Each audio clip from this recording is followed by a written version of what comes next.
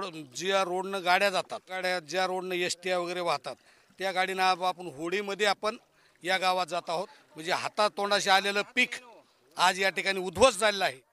पोहनेर गावाला पूर्ण पाण्याने वेढा घातलाय आणि पाहणी दौऱ्यादरम्यान माझ्यासोबत राजेसाहेब देशमुख आहेत. खूप विचित्र परिस्थिती दिसतीये. सगळी पाहणी करतायत, तुम्ही ओढीतून जातायत. काय मी तसं जन्मल तसं पहिल्यांदाच एवढी विचित्र परिस्थिती बघत आहे.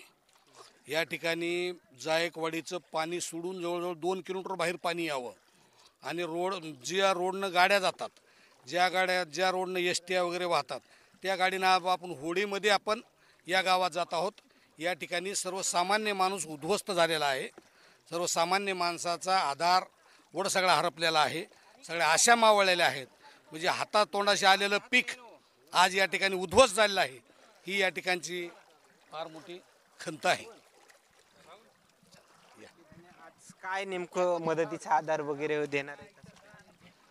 जिथं जिथं जी गरज असेल, ज्या माणसाला आता आपण कसं शेवटी आबाळच फाटलंय, तर आपल्याला जे काही देता येईल, जे मदतातलं सर्वसामान्य माणसाला आज आज घराने लोकांचं पाणी गेलं आहे, तिथं आज जेवणावर म्हणजे जेवणाची व्यवस्था करण्याची गरज आहे. ज्यांच्या जमिनी वाहून गेल्या, आज कलेक्टर साहेबाचं बोलणं झालं मगाशी.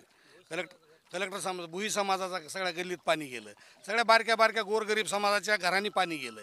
त्यांचा नव्यानं संसार त्या ठिकाणी आपल्याला उभा करून द्यायचा आहे. म्हणजे काय फुल नाही फुलाची पाकळी त्यांना आपल्याला देणं होईल. त्यांचा पुन्हा संसार एकदा उभा करण्यासाठी आपण प्रामाणिक प्रयत्न करू. सरकारच्या माध्यमातून सरकारला आपण त्या ठिकाणी विनंती केलेली आहे. सरकार जे जमिनी वाहून गेल्यात, याला सरकारनं जाणीवपूर्वक मदत करण्याची फार मोठी आवश्यकता आहे.